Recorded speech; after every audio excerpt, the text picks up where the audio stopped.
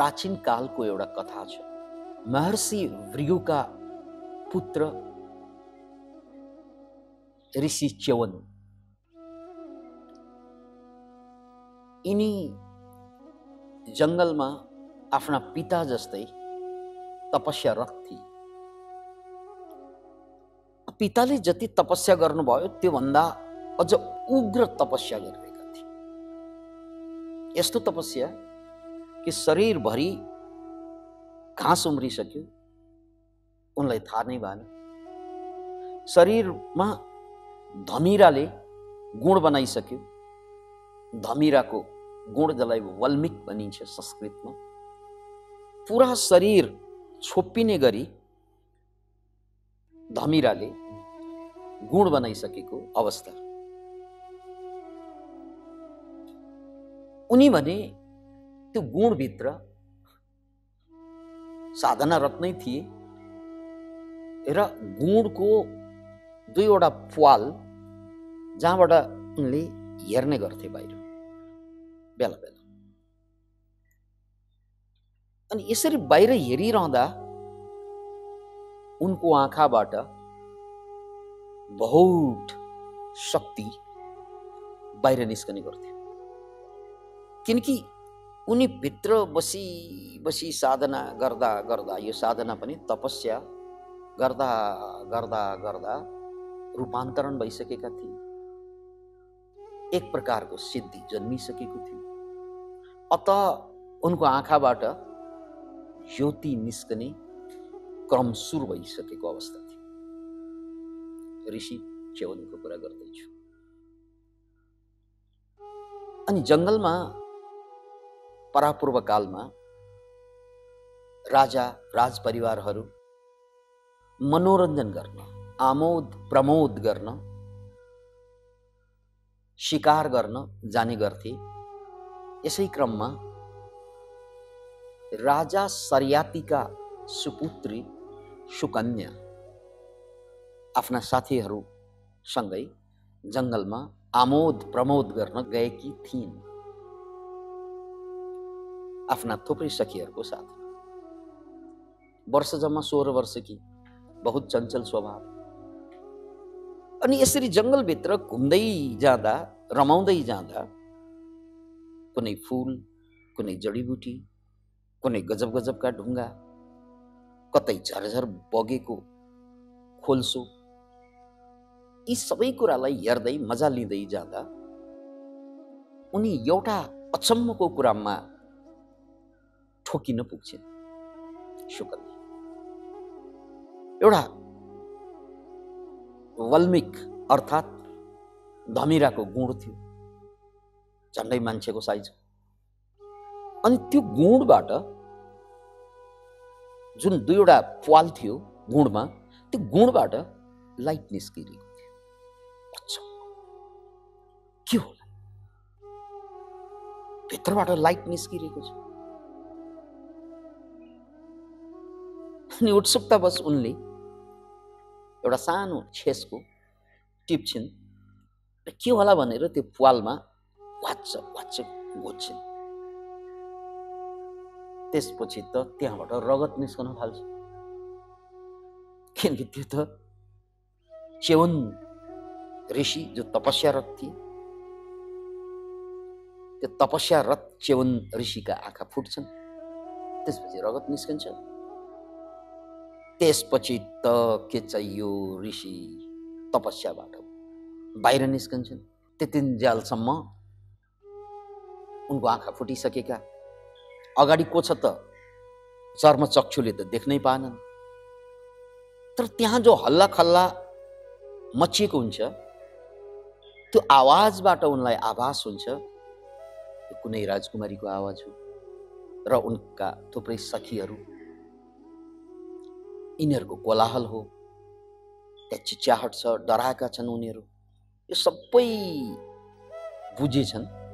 बुझेपछि रिस उठ्छ उसलाई, किनकि उनी मुक्त पुरुष होइन।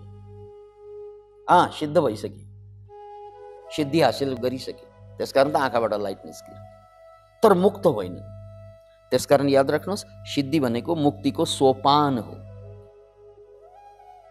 सिँढी हो, यो गन्तव्य होइन, यो माध्यम हो, यो साधन हो, साध्य होइन।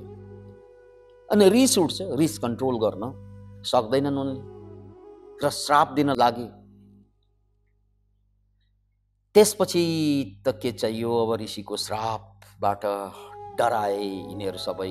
अनि राजालाई बोलाइयो त्यहाँ, सरयाती भन्ने राजालाई। राजा पनि अब ऋषिको श्रापबाट मेरी छोरी बर्बाद होली भनेर जङ्गलमा फसाङ फसाङ गर्दै पुग्छन्। र अन्ततः कुरा सेटिङ के हुन्छ त भने, श्रापबाट मुक्तिको सेटिङ के हुन्छ भने, म श्राप त नदी छोड्दिनँ मेरो तपस्या भङ्ग गरेको, तर एउटा शर्तमा श्राप दिन्न। त्यो के त भन्नाले, महाराज हजुरको छोरी मलाई दिनुपर्छ। Can you imagine it? रमाइलो कुरा। र यहाँ स्मरण रहोस्, त्यसकारण मान्छे मुक्त नभएसम्म, इन्लाइटेन्ड नभएसम्म काम, क्रोध, लोभ, मोह, मद, मत्सर्य प्रकारान्तरमा दबिरहन्छन्। अनि बेला बखतमा निस्कने गर्छ। त्यहाँ क्रोध पनि निस्क्यो, अब कामका कुरा आए त्यो पनि निस्क्यो। जबकि ऋषि बुढो भइसकेका छन्। साधना गर्दा गर्दा उनको पुरा शरीर कति वर्ष भयो, कति दशकौँ भयो थाहा नै भएन, र पुरा शरीरमा झुर्री परिसकेको थियो, च्याउरी परिसकेका यस्ता बुढा मान्छे अब 16 वर्षकी सुकन्यासँग बिहे गर्न खोजिरहेका छन्। राजा डराइरहेका छन् श्रापबाट बच्नको लागि। अन्ततः राजा राजी हुन्छ। किनभने ऋषिको श्राप पर्यो भने राज्य तहस नहस हुन्छ। त्यसपछि सुकन्यासँग धुमधामसँग बिहे भयो। बिहे त भयो, तर उमेर एकजनाको बहुत बुढो र अर्को बहुत तरुणी, 16 भर्खर 16 वर्षकी। त्यसकारण त्यहाँ कुरा मिलेन, तालमेल मिलेन, शारीरिक रूपमा पनि। मानसिक ग्याप त छँदैछ, शारीरिक ग्याप पनि बहुत ठुलो ग्याप। त्यसपछिको कहानी बहुत रोचक छ। च्यवनले त्यसपछि 16 वर्षकी तरुणीसँग विवाह गरिसकेपछि उनलाई बोध के भयो भने, त्यहाँ कुरा चल्यो होला, प्रसङ्ग उठ्यो होला, त्यो बोध के भयो भने, मैले आफूलाई तरुण बनाउनु पर्छ, नत्र यो तरुणीसँग मेरो निर्वाह हुँदैन। बिहे त भयो, बिहे हुनु बेग्लै कुरा, निर्वाह हुनु बेग्लै कुरा, याद राख्नुहोस्। बिहे त सबैले गर्छन्, निर्वाह पो कसैले मात्रै गर्छ। बिहे त नगर्ने मान्छे बिरलै होलान्, थोरै होलान्, तर त्यो बेलाई जोगाउनु सबभन्दा ठुलो चुनौती हुन्छ। बे गर्नु चुनौती होइन, बे जसले पनि गर्छ, तर बेलाई जोगाउनु, अनि जोगाउनु पनि फेरि जसो तसो जोगाउनु होइन, कम्प्रोमाइज गरेर जोगाउनु होइन। याद राख्नुहोस् यो कुरा, कम्प्रोमाइज गरेर जोगाउनु होइन। अनि कम्प्रोमाइज गरेर बेलाई जोगाइराख्यो भने मनभित्र रिस हुन्छ, तनाव हुन्छ, बाहिर अब समाजको कारणले गर्दा बेलाई जोगाइराखेको हुन्छ, डिभोर्स गर्न सक्दैन। त्यसकारण सवाल बेलाई जोगाइराख्नु होइन, सवाल आफ्नो पार्टनरलाई समकक्षी बनाएर सँगै सहयात्रा गर्नु, यो बिरलै मान्छेले मात्रै सक्ने कुरा हो। त्यो त ऋषिमुनिहरूले मात्रै गर्ने या त्यस्तै विज्ञहरूले मात्रै गर्ने कुरा भयो। अतः ऋषिलाई बोध भयो यो तरुणीसँग बस्नुलाई म पनि तरुण हुनुपर्छ, नत्र भने अन्याय हुन्छ। बिहे त गरियो, तर श्रीमतीलाई न्याय गर्नको लागि श्रीमतीको उमेरसँग आफ्नो उमेर जोडिनुपर्छ। त्यसपछि ऋषिको खोज भयो, कसरी उमेर घटाउने। त्यसपछि अब ऋषिको खोज मुक्ति होइन, इन्लाइटनमेन्ट होइन। अब उनको खोज के त भन्नाले उमेर घटाउने, किनकि उमेर घटेन भने निर्वाह हुँदैन। अब उमेर प्रसङ्गवश म यो कुरा फेरि भनौँला, अहिले बुझौँ। र एउटा पोइन्टमा गएर उनले 16 श्रीमतीसँग ठ्याक्कै आफूलाई पनि 16 वर्षको बनाउन सफल भयो। यसो भन्दाखेरि यो त बिल्कुलै कथा भयो। कहाँ उमेर चाहिँ बुढो भइसकेको मान्छे 70-80 भइसकेको मान्छे 16 कसरी हुन्छ? यो बुद्धिले बुझ्दैनन्। यो बुझाउनको लागि अलिकति विज्ञानलाई बुझ्नुपर्छ। हामीसँग भएको 3वटा उमेर जो मैले बेला बेला भन्ने गर्छु, साइकोलोजिकल एज, बायोलोजिकल एज र क्रोनोलोजिकल एज। क्रोनोलोजिकल एज भनेको हाम्रो उमेर क्यालेन्डर अनुसार या हाम्रो चिनो अनुसार यो उमेर बढ्दै जान्छ। हरेक वर्षमा जुन बेला जन्मेको तिथिमिति छ त्यो तिथिमिति अनुसार मेरो उमेर हरेक साल बढ्दै जान्छ, त्यो सबैको बढ्छ। यसलाई चाहिँ क्रोनोलोजिकल एज भनिन्छ। यो एज घटाउन सकिँदैन। यसलाई 80 वर्ष पुगेको मान्छे अब 80 होइन 79 मा पनि आउन सक्दैन र 80 मा पनि टिकिरहन सक्दैन। तर यो उमेर बाहेक हामीसँग योभन्दा महत्त्वपूर्ण उमेर हुन्छ बायोलोजिकल एज। त्यो भनेको जैविक उमेर। यो शब्दलाई याद राख्नुहोस्, बायोलोजिकल एज अथवा जैविक उमेर। यो जैविक उमेर भने घटाउन सकिन्छ, यो बढ्न पनि सक्छ। यदि मान्छेले जे पाए त्यही खायो, जस्तो पायो त्यस्तो बाँच्यो, अज्ञानतावश बाँच्यो भने यो मान्छे अज्ञानतावश बाँच्ने मान्छेको उमेर 20 को हुन्छ, तर कपाल फुल्न थाल्छ, चाउरी पर्न थाल्छ कतिपय केसेसमा। त्यसो भयो भने उसको क्यालेन्डरको उमेर त 20 हो, तर उसको बायोलोजिकल एज चाहिँ 60 पुगेको हुनसक्छ, 70 पुगेको हुनसक्छ। कोही कोही मान्छे त मरिदिन्छ पनि। त्यसैले बुझ्नुपर्ने कुरा के त भने हाम्रो उमेर बायोलोजिकल उमेर भनेको घटाउन मिल्छ। त्यसलाई बुझ्नुहोस्, किनकि यो बढ्छ पनि। जे पाइ त्यही खाने, जे पाइ त्यही बाँच्ने, अज्ञानतावश बाँच्ने मान्छेहरू आफ्नो उमेरभन्दा छिटो बुढो देखिन्छ, छिटो कपाल फुल्छ, छिटो चाउरी पर्छ, छिटो कमजोर हुन्छ, क्षीणहीन हुन्छ। यो बायोलोजिकल उमेर बढ्छ र क्षीणहीन शरीर हुँदै गएपछि छिटो मर्छ पनि। अतः यो बायोलोजिकल उमेर जे पाइ त्यही जेपीटी गरेर बाँच्यो भने जसरी यो बिग्रिन्छ, यो बढ्छ, त्यस्तै यसलाई मिलाएर यसको विज्ञानलाई बुझेर बाँच्ने हो भने यो बायोलोजिकल उमेर घट्न सक्छ। यो कुरालाई बुझ्नुहोस्। यो बायोलोजिकल उमेर भनौँ एउटा 80 वर्षको बुढो फेरि 40 हुन सक्छ। यो साइन्टिफिकल्ली प्रुभ मात्र कुरा गरेको, कथाको कुरा गरेको होइन। फेरि 40 हुन सक्छ, फेरि 60 हुन सक्छ, या 60 को छ भने 40 हुन सक्छ, 40 को छ भने 20 हुन सक्छ फेरि। किनभने यो भनेकै हाम्रो अङ्ग प्रत्यङ्गलाई फेरि रिजुभिनेट गर्ने, फेरि यसलाई बनाउने हो। जस्तै ब्रेनका सेलहरू बुढो हुँदै गएपछि ब्रेनका कोषहरू झर्दै जान्छ, मर्दै जान्छ, डेन्ड्राइट्सहरू घट्दै जान्छ। तर चुनौतीपूर्ण जिन्दगी बाँच्यो भने, इन्ट्रेस्टिङ च्यालेन्ज लिएर बाँच्ने हो भने जुनसुकै उमेरमा पनि नयाँ ब्रेनका सेलहरू पलाउँछ। त्यसलाई न्युरोजेनेसिस भनिन्छ। नयाँ ब्रेनका सेलहरू पलाउनु, न्युरोजेनेसिस भन्नुको मतलब के? कि म 80 वर्षको उमेरमा पनि मेरो ब्रेनका सेलहरू नयाँ कोषहरू पलाउन थाल्यो भने म फेरि जवान भएँ।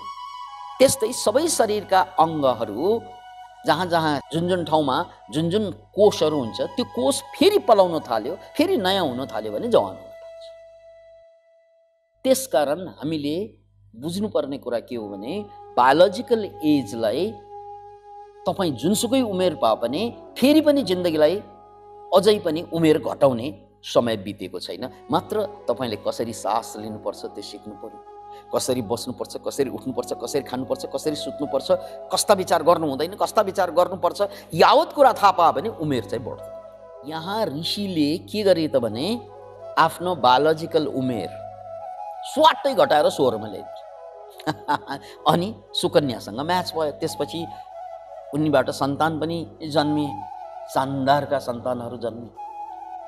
यो कुरा च्यवनको कुरा हो। अनि च्यवनले गरेको के रहेछ त भने आफ्नो शरीरलाई फेरि जवान बनाउनको लागि, यसलाई संस्कृतमा कायाकल्प गर्नु भनिन्छ। के रे? कायाकल्प गर्नु भनिन्छ। त्यो कायाकल्प गर्नको लागि अनि उनले ध्यानको माध्यमबाट, आफ्नो साधनाको माध्यमबाट देवताका वैद्य, जसलाई अश्विनी कुमार भनिन्छ, त्यो देवताका वैद्य अश्विनी कुमारसँग सम्पर्क राख्छन् ध्यानको माध्यमबाट। र अश्विनी कुमारकै माध्यमबाट उनले जडीबुटीको ज्ञान पाउँछन्। जडीबुटीको ज्ञान, र यही जडीबुटीको ज्ञानमा टेकेर उनले औषधि बनाए। थुप्रै जडीबुटीलाई मिलाएर औषधि बनाए र त्यो औषधिको सेवन गरेर उनी फेरि 16 वर्षको उमेरमा फर्के र त्यसपछि सुकन्यासँग उसको शानदार निर्वाह भयो। हे पुरुषहरू, हे महिलाहरू, काश यो च्यवन ऋषिबाट अलिकति सुन्ने हो भने, बुझ्ने हो भने हाम्रो जीवन पुनः जवान हुन सक्छौँ हामीहरू। सर के कुरा गर्नुहुन्छ हजुर? च्यवन ऋषि भनेको परापूर्व कालको कुरा हो, अहिले कहाँ भेट्नु, उसलाई भेट्न सकिन्छ अहिले पनि। डाक्टर डेभिड सिन्क्लेयर, जसले हाम्रो युगमा एजलाई रिभर्स गर्न सकिन्छ भन्ने रिसर्च गरिरहेका छन्, उनी धेरै अगाडि पुगिसकेका छन्। डाक्टर डेभिड सिन्क्लेयर, र उनको रिसर्च अनुसार एजलाई घटाउन सकिन्छ। त्यही ऋषिमुनिको तपाईँलाई कथा जस्तो लाग्छ भने यो कथा होइन, सत्य हो। प्रसङ्ग कथा जस्तो सुनिएको छ, तर यो सत्य हो। यसलाई घटाउन सकिन्छ। आजको मितिमा हाम्रै पिरियडमा डेभिड सिन्क्लेयरले त्यही काम गरिरहेका छन् र अब छिट्टै बजारमा यस्ता औषधिहरू निस्कँदैछन् जुन औषधि खाइसकेपछि उमेर बढ्छ, बायोलोजिकल उमेर। डाक्टर डेभिड सिन्क्लेयरले धेरै हदसम्म त्यो सफल भइसकेका छन्। अब मात्र त्यसलाई बजारीकरण गरेर बजारमा ल्याएर मान्छेको बायोमार्कर यानि बुढाको चिन्हहरू घटाइदिने काम गर्यो। किनकि साइन्टिस्टहरूले मुसामाथि यो 100% सफल पाएका छन्।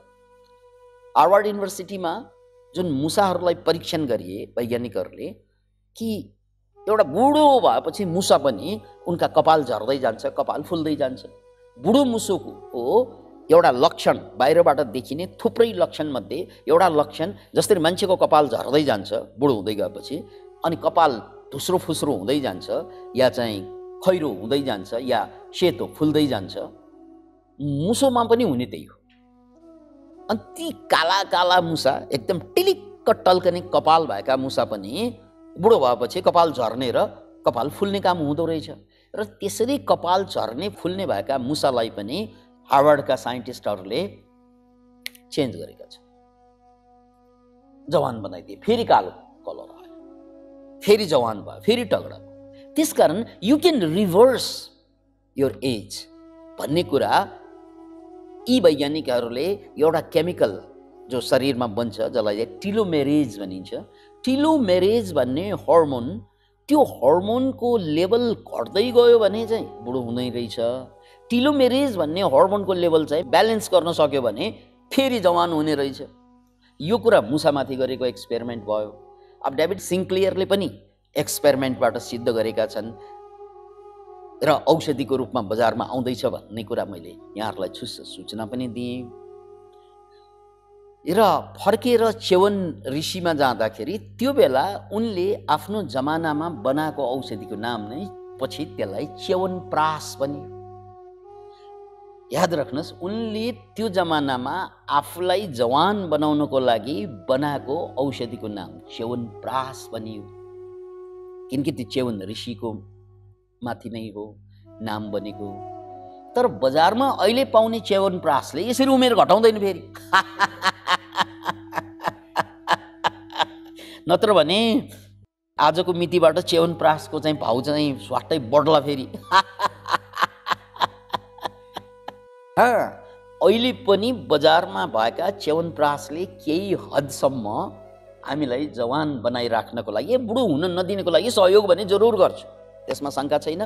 किनकि च्यवनप्राशमा प्रयोग हुने सबभन्दा ठुलो औषधि 80% युज हुने जडीबुटी भनेकै एउटा जडीबुटी जसको नाम हो आमला।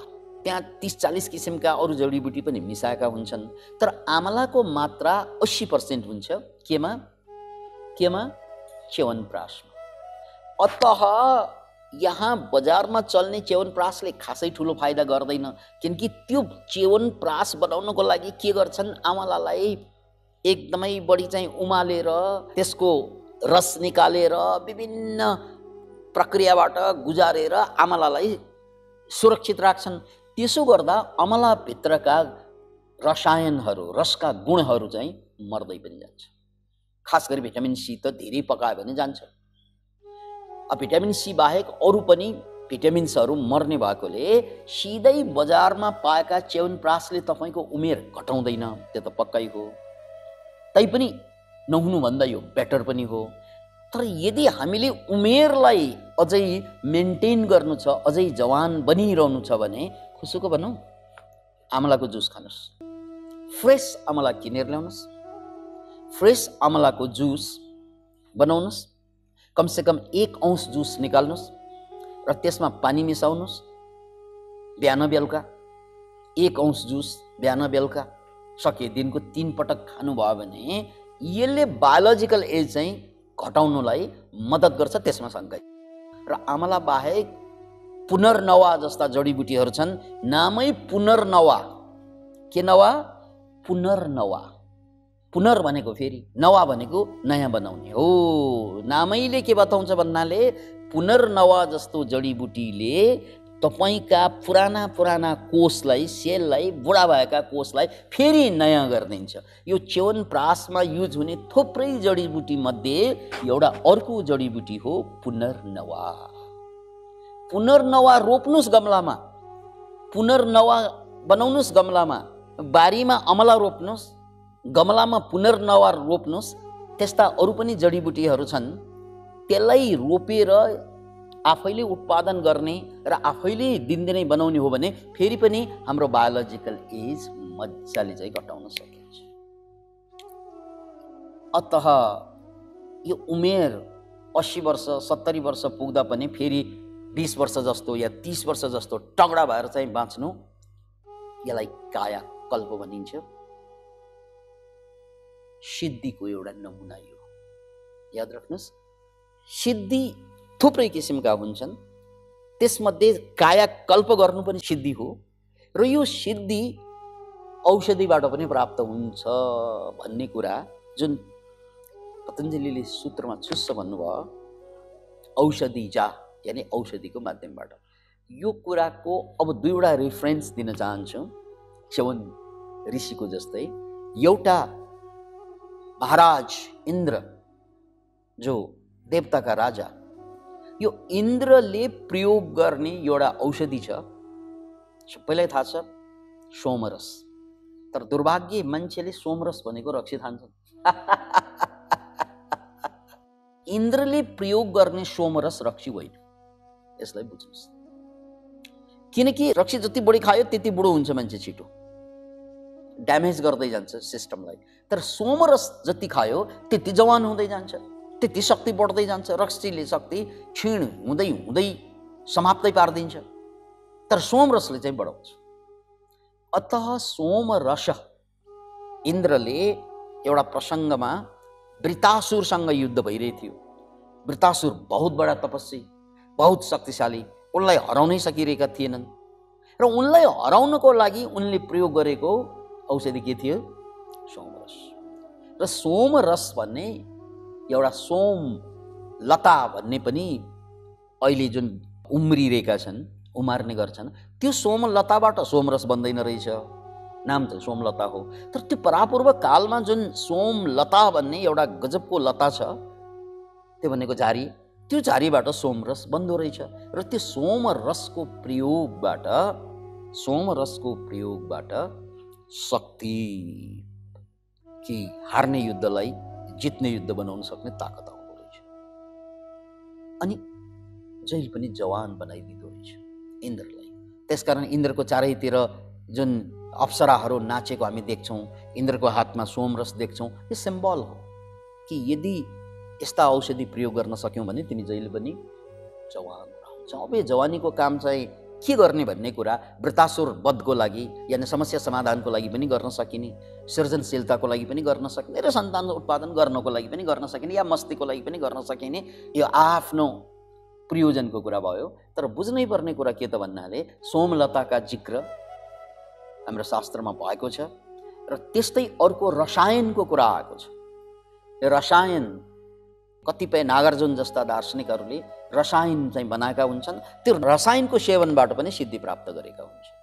अत रसायन भनौँ, सोमरस भनौँ, या च्यवन ऋषिले बनाएका, अहिले बजारमा पाउने च्यवनप्राश होइन, च्यवन ऋषिले बनाएको च्यवनप्राश भनौँ, यी सबै कुराले पनि कुनै बेला मान्छेले सिद्धि प्राप्त गर्थे। बहुत गम्भीरताका साथ बुझ्नुस् कि हामीले आफ्नो सारा ध्यान यदि यस्ता खाना, यस्ता भोजन, यस्ता वातावरण, यस्ता कुरा खोज्यौँ भने हाम्रो उमेर घट्न सक्छ, हाम्रो शक्ति बढ्न सक्छ। र अमेरिकाका जङ्गलमा बस्ने मान्छेहरूले पत्ता लगाएको आयुवास्का भन्ने जडीबुटी छ, र त्यो यसलाई नसाकै रूपमा प्रयोग हुने भएको कारणले गर्दा यसलाई ब्यान पनि गरेका छन् कतिपय देशमा। तर त्यो नसाको सेवन गरिसकेपछि एक किसिमबाट यो सारा संसारको बन्धन चुडालेर अर्को लोकसँग ठ्याक्कै कनेक्ट भएको अनुभूति गर्छन्, र त्यो अनुभूति पछि मान्छेहरूले यो रक्सी खाने, जाँड खाने, या चाहिँ विभिन्न किसिमका एडिक्सनमा फँसेका मान्छेहरूले यो आयुवास्का जस्ता जडीबुटी प्रयोग गरेपछि फेरि चाहिँ शालीन भएर नयाँ जिन्दगी सुरु गरेका पाइन्छ। त्यसकारण थुप्रै यस्ता जडीबुटीहरू पनि छन् जसले हामीलाई एउटा लेभलबाट अर्को लेभलमा लग्छ, एउटा शक्तिबाट अर्को शक्तिमा लग्छ, एउटा उमेरबाट अर्को उमेरमा लग्छ।